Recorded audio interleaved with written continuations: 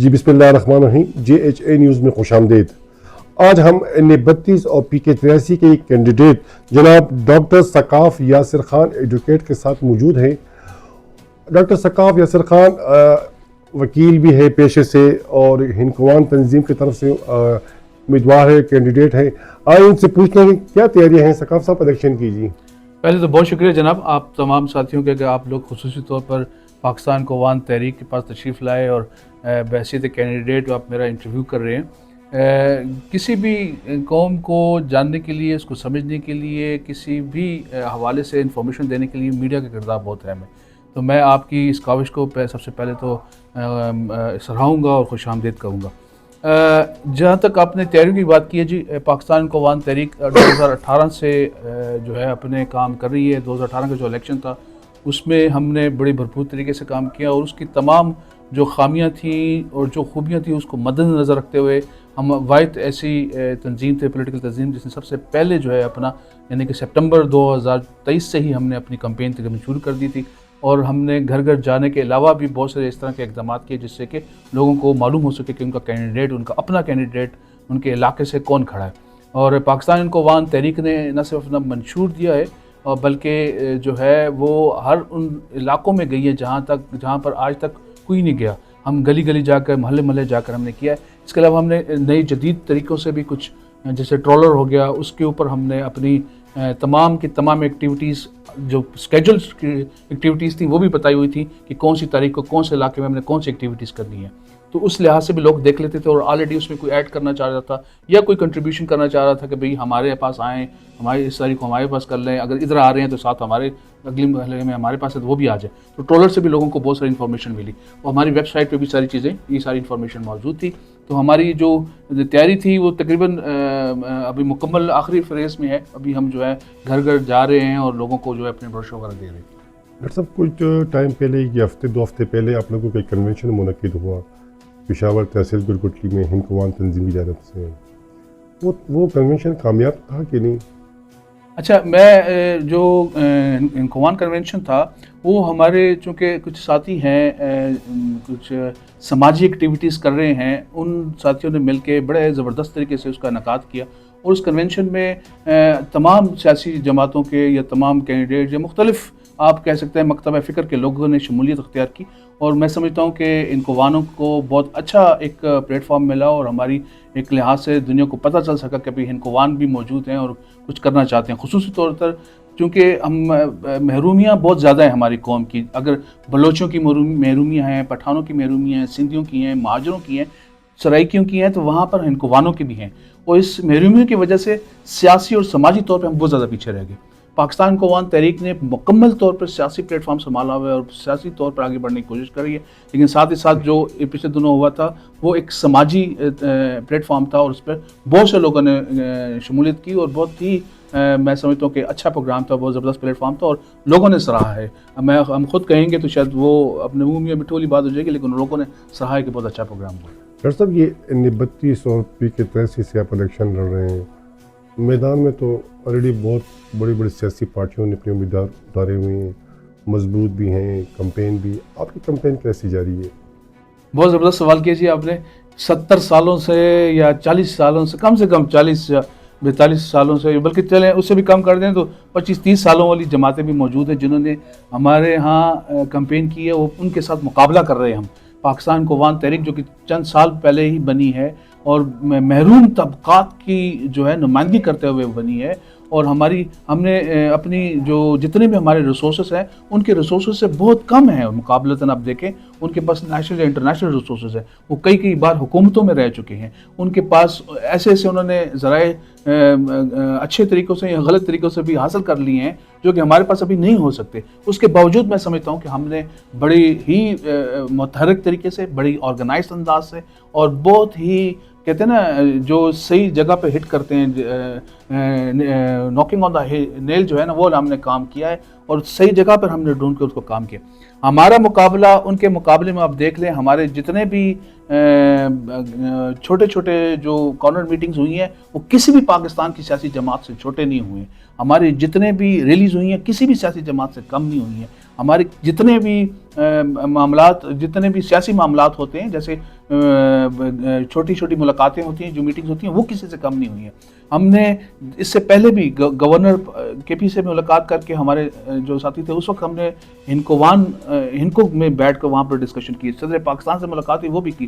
ان تمام چیزوں کو ہم جب لے کر یہاں پر آئے، آپ کو یہ جان کے حیرت ہوگی کہ ہم واحد سیاسی جماعت ہیں، ہم واحد پاکستان قوام تحریک ہے جس کے پوسٹرز اور بینرز اتار دیے جا رہے ہیں.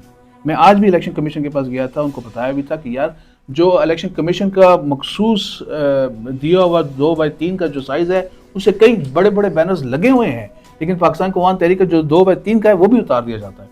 وہ ایک اس قسم کی کمپین ہمارے خلاف چلی کہ مختلف لوگوں نے ہمیں ناکام کرنے کی کوشش کی. ہم نے اسٹریٹجی بدلی، ہم نے کاغذ کے پوسٹرز لگانا شروع کر دیے، ہم نے جو ہے تھوڑے اوپر کر کے لگانا لیکن ہم نے مقابلہ کیا ہے اور انشاءاللہ کر رہے ہیں اور آگے بھی کرتے رہیں گے.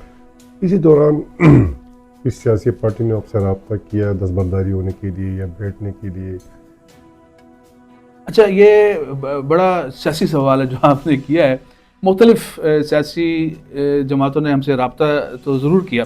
جس وقت ہم کینڈیڈیٹ لے رہے تھے نا، اس وقت ہم نے بہت سے لوگوں کے ساتھ رابطے کیے تھے کہ کم از کم پشاور کی جو 12 سیٹیں ہیں اس میں سے ہم چاہ رہے تھے کہ 8-10 ہمارے کینڈیڈیٹ ہونے چاہیے.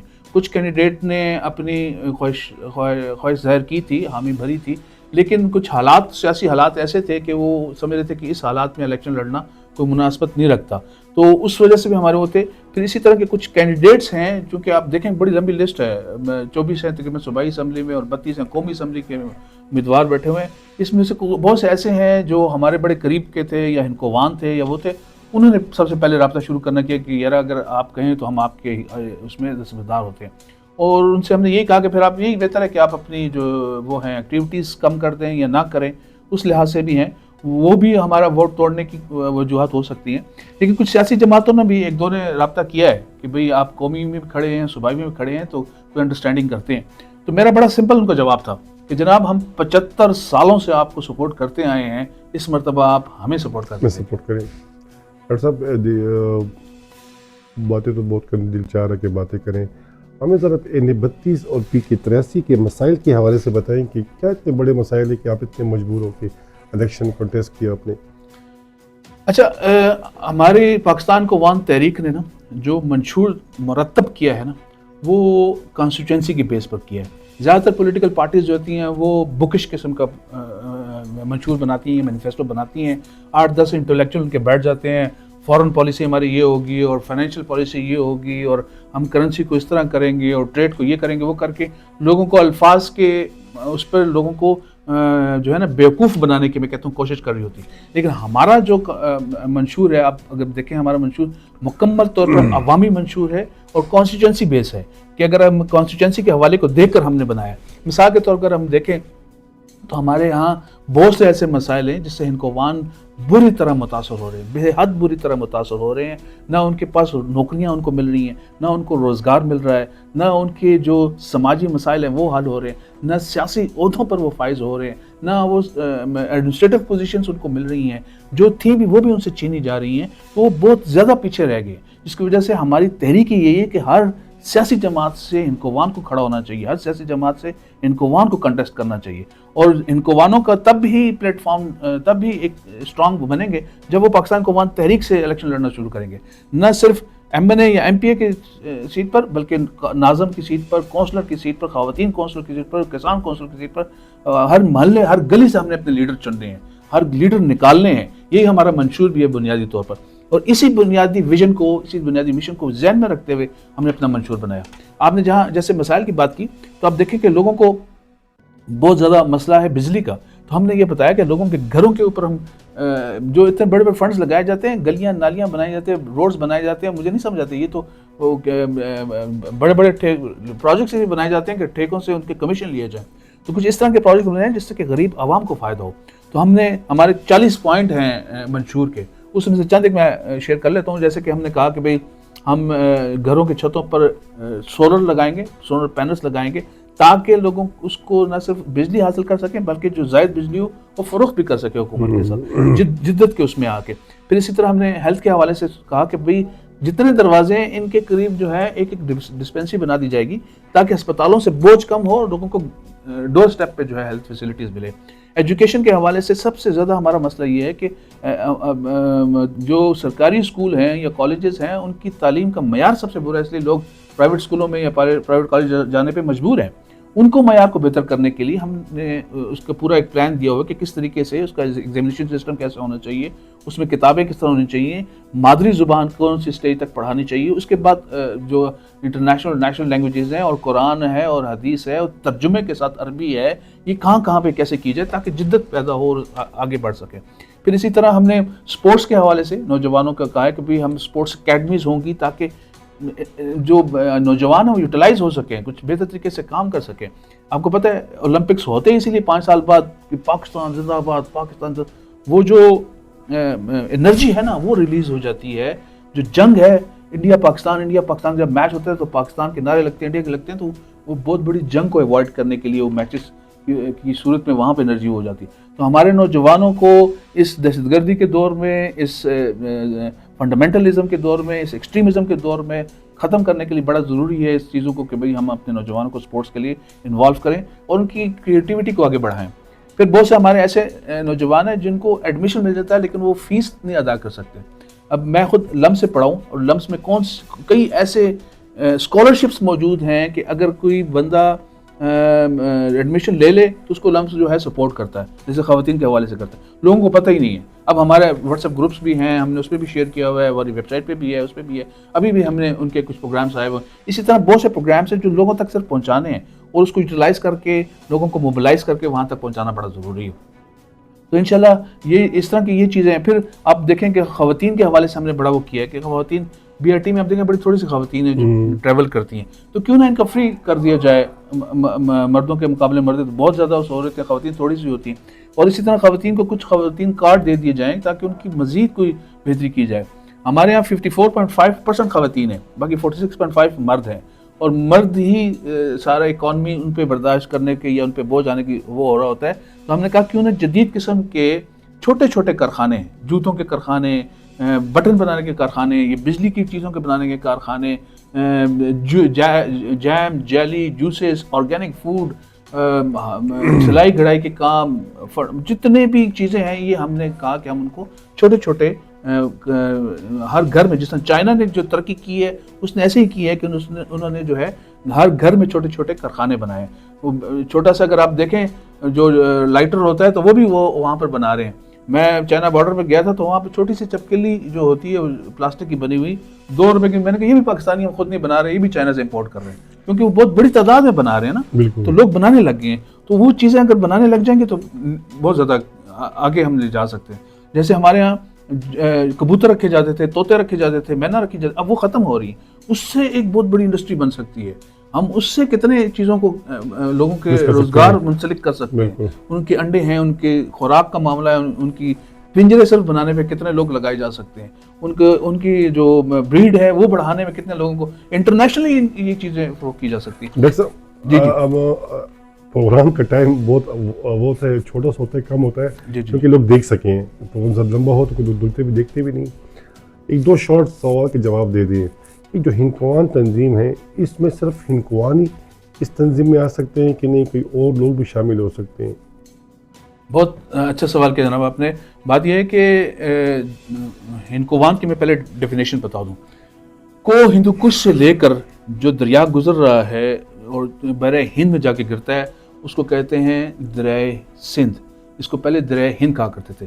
یعنی کو ہندو کش سے لے کر دریائے ہند, جس کو آج کل دریائے سندھ کہتے ہیں, بحر ہند میں جو دریا گرتا ہے اس کی دونوں طرف رہنے والی آبادی ہندکوان کہلاتے ہیں. ہندکوان جو ہے دنیا کی جتنی بھی کوئی آپ زبان دیکھ لینا وہ ہر 10 کلومیٹر کے بعد لازمی اس کا وہ چینج ہو جاتی ہے. دنیا کی کوئی بھی زبان ہو اس کا لہجہ لازمی بدل جاتا ہے. اسی طرح لوگوں کے ذہنوں میں تو ہندکوان ایسا ایک دائرہ بن چکا ہے, ایسے خلا بن چکی ہے کہ ہندکوان صرف ہند کو بولنے والے لوگ ہی اس میں اس گروپ جو یہ تنظیم چلا رہے ہیں, یہ تحریک چلا رہے ہیں, اس میں کوئی پشتو اردو بولنے والے بندے مطلب شامل نہیں ہو سکتے. نہیں بالکل ایسا نہیں. میں اس لیے ڈیفینیشن بتا رہا تھا کہ اس میں یہ سارے لوگ اس میں آ سکتے ہیں. اس میں دیکھیں اگر آپ باقی بھی سیاسی جماعتیں دیکھیں نا, ANP کو چلانے والے ہمارے ہندکوان تھے, آپ کی پیپلز پارٹی کو چلانے والے ہندکوان تھے, آپ کی PTI کو چلانے والے بنانے والے ہندکوان تھے.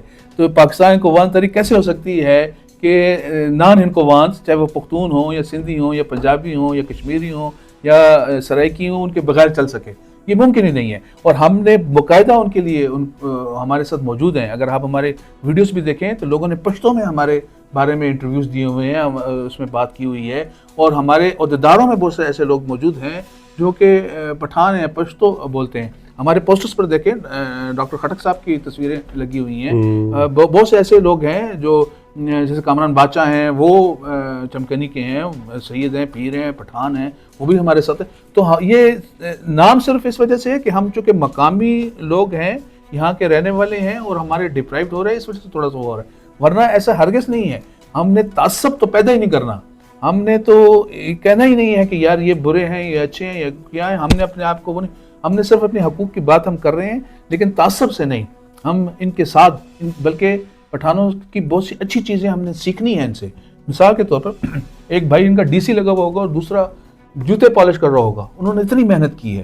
اگر یہ آج پختونخوا بنا ہے تو یہ ان کی محنت کی وجہ سے بنا ہے. انہوں نے اسٹرگل کی ہے اور ہم نے ان سے سیکھنا ہے.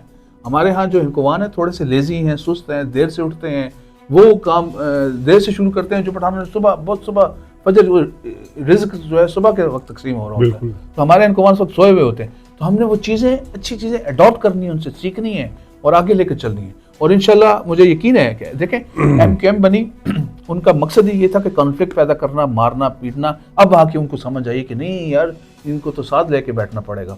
اسی طرح بلوچ موومنٹ بنی، انہوں نے بعد میں ان کو سمجھ آئی کہ ہم نے اسٹارٹ ہی ایسے لیا کہ بھئی ہم نے کانفلکٹ نہیں کرنا، ہم نے دشمنی نہیں کرنی، ہم نے پولیٹیکل اور سوشل جو ہے وہ ایسا بنانا ہے، پلیٹ فارم بنانا ہے کہ جس میں سب لوگوں کو ایکسیپٹیبلٹی ہو اور سب لوگ آپس میں مل بیٹھ کے بات چیت کر سکیں. صاحب بات تو بڑی پیاری بات ہے اور بہت تحقیقی باتیں آپ نے کی. اب اگر 3-4 گھنٹے بھی بیٹھے رہیں تو یہ باتیں ختم نہیں ہوں گی.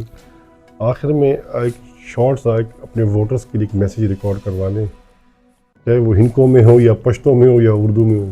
اچھا، چونکہ انٹرویو اردو میں ہی چل رہا ہے تو میں پھر اردو میں ہی بتا دیتا ہوں کہ بھئی ساری زندگی ہم تمام کے تمام جو امیدوار ہیں ان کو تقریباً آزما چکے ہیں، تمام کے تمام سیاسی جماعتوں کو آزما چکے ہیں. 75 سالوں سے ہم ان پارٹیوں کو بار بار موقع دے چکے ہیں. اور آپ جان سکتے ہیں کہ آج کل کیا حالات ہیں ملک کے، اور اس کے ذمہ دار بھی یہی لوگ ہیں جن کو پہلے بھی ہم بار بار موقع دیتے رہے. کیا ہم دوبارہ ان کو موقع دیں کہ آئیں اور دوبارہ اسی طرح سے ٹیکسز لگائیں، اسی طرح سے جو ہے ڈالر مہنگا، اسی طرح سے پیٹرول مہنگا، اسی طرح روزگار مشکل، اسی طرح آٹا مہنگا، اسی طرح روٹی مہنگی؟ کیا وہی کام ہم دوبارہ ان کو بلانے کے لیے کر رہے ہیں؟ اپنے بچوں کی خاطر، اپنے مستقبل کی خاطر ضروری ہے کہ مقامی لوگوں کو، اپنے شہر کے لوگوں کو، اپنے ہندکوان بھائی کو ووٹ دیں. اس الیکشن میں گھر سے نکلیں، لازمی ووٹ دیں. گھڑیال ہمارا انتخابی نشان ہے، اور گھڑیال آپ کا سب سے بڑا نشان اس لیے ہے کہ آپ کے ہر گھر میں موجود ہے. شیر آپ گھر میں نہیں رکھ سکتے، تیر آپ گھر میں نہیں رکھ سکتے. آپ جو ہے لالٹین جو ہے وہ بھی غربت کی نشانی اور قدیمی دور کا نشانی ہے. تیر بھی لوگوں کو نشانے لے کر مارنے کے لیے ہے، شیر بھی حملہ کرنے کے لیے. لیکن گھڑیال ایسا ہے جو آپ کو آپ کے پاس رہتا ہے، آپ کی امید ہے، آپ کو اچھے وقت کی طرف لے کے جاتا ہے، اور اسی سے آپ جو ہے آگے جا کر ترقی کر سکتے ہیں. اور ہمیشہ ہم کہتے تھے کہ اچھا وقت آئے گا، اور وہ یہی گھڑیال تھا. اب اچھا وقت آ گیا ہے، اس موقع کو ضائع مت کیجیے گا. سوچ سمجھ کر ووٹ دیجیے گا. اگر تعلیمی لحاظ سے کہتے ہیں تو وہ آپ میری تعلیمی قابلیت چیک کر لیجئے. اگر تجربات کے حوالے سے کہتے ہیں تو وہ آپ دیکھ لیجئے کہ میرے کیا تجربات رہ چکے ہیں. اگر آپ سیاسی اعتبار سے کہتے ہیں تو وہ بھی آپ دیکھ لیں. اگر آپ مقامی امیدوار کی بات کرتے ہیں، برادری کی بات کرتے ہیں، تو ہندکوان ہوں، آپ کے شہر کا ہوں، یہیں سے پلا بڑا ہوں، میں پشاور کا بیٹا ہوں. بہت سے لوگ جو ہیں باہر سے آ کر، کچھ سندھ سے اور بلوچستان سے اور اپنا پنجاب سے آ کے یہاں پر الیکشن لڑتے رہے ہیں، لیکن انہوں نے اس ملک، اس شہر کے لیے کبھی کسی نے کچھ نہیں کیا. ہمارے بچے آج بھی اسی طرح بے روزگار پھرتے گھوم رہے ہیں اور مشکلات میں. تو ضروری ہے کہ سوچ سمجھ کر صحیح امیدوار کو، جو آپ کی اپروچ میں ہو، آپ کا اپنا ہو، آپ کے گھر سے ہو، اس کو ووٹ دیجیے. بہت شکریہ. بہت بہت شکریہ جی ڈاکٹر ثقاف یاسر محمد ایڈوکیٹ صاحب، جو ان 32 پی کی 83 کینڈیڈیٹ ہیں. اگلے پروگرام کے لیے اجازت دیں. اللہ حافظ.